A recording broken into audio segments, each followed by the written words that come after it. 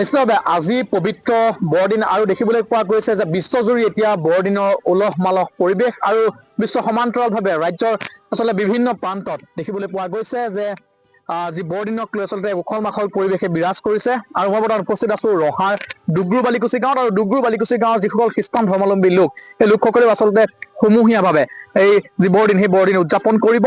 আমি দেখুৱাম সেই পৰিৱেশ কিদৰে আচলতে ডুগৰু বালিকুচি গাঁৱৰ যি গীৰ্জা, সেই গীৰ্জা যি খেলপথাৰ, সেই খেলপথাৰ দি আটক ধুনীয়াকৈ সজাই তোলা হৈছে। আমি সামগ্ৰিক পৰিৱেশ দেখুৱাইছো।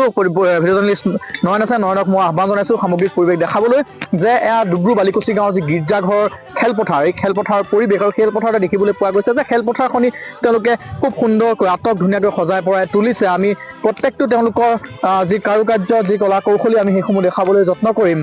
যিহেতু এক পবিত্ৰ দিন, আচলতে যি খ্ৰীষ্টান ধৰ্মাৱলম্বী লোকসকলৰ বাবে আচলতে এই বৰদিনটো, যি দিনত আচলতে যীশু খ্ৰীষ্টৰ জন্ম হৈছিল, আৰু এই যীশু খ্ৰীষ্টৰ জন্মদিনটো আচলতে বৰদিন হিচাপে উলহ মালহেৰে পালন কৰি আহিছে খ্ৰীষ্টান ধৰ্মাৱলম্বী লোকসকলে। আৰু সমগ্ৰ বিশ্বৰ সমান্তৰালভাৱে ভাৰতবৰ্ষৰ এই অসম মুলুকৰ আচলতে যি বিভিন্ন প্ৰান্তৰ সমান্তৰালভাৱে ৰহাৰ যি ডুগৰু বালিকুচি গাঁও, সেই ডুগৰু বালিকুচি গাঁৱতো দেখিবলৈ পোৱা যায় যে উলহ মালহেৰে এই বৰদিন উদযাপন কৰে। আৰু এইদৰে আটক ধুনীয়াকৈ বিভিন্ন কলা কৌশলী আচলতে তেওঁলোকে আটক ধুনীয়াকৈ সজাই পৰাই তুলিছে তেওঁলোকৰ যি গীৰ্জাঘৰৰ চৌহদ, গীৰ্জাঘৰৰ যি খেলপথাৰ। আমি পৰিৱেশ দেখুৱাইছো, সমান্তৰালভাৱে আমি দেখুৱাবলৈ চেষ্টা কৰিম, যিহেতু আজি এই পবিত্ৰ বৰদিন। আৰু দেখিবলৈ পোৱা গৈছে যে এক ৰভাঘৰ আছে, আৰু যি কলপাত বাঁহেৰে বনোৱা এক ৰভাঘৰ আছে, যাৰ তলতে আচলতে সকলোৱে এসাঁজ খাব, এই গাঁৱৰ ৰাইজে এসাঁজ খাব আজি বৰদিনৰ উপলক্ষে। বৰ্তমানো তেওঁলোকৰ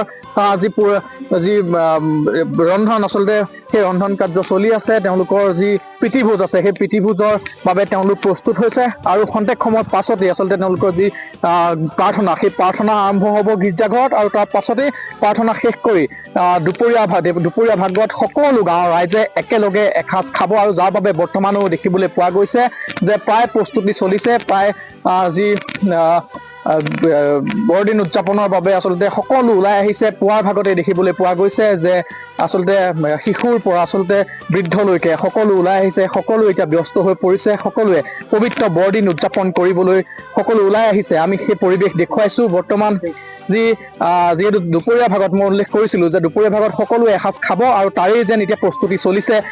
যিহেতু খন্তেক সময়ৰ পাছতেই তেওঁলোকে প্ৰাৰ্থনা কৰিব গীৰ্জাঘৰত, আৰু তাৰ পাছত প্ৰাৰ্থনা শেষ কৰাৰ লগে লগে সকলোৱে একেলগে এই ৰভাঘৰ, যি কলপাতেৰে নিৰ্মাণ কৰা এই ৰভাঘৰৰ তলতে একেলগে এসাঁজ খাব।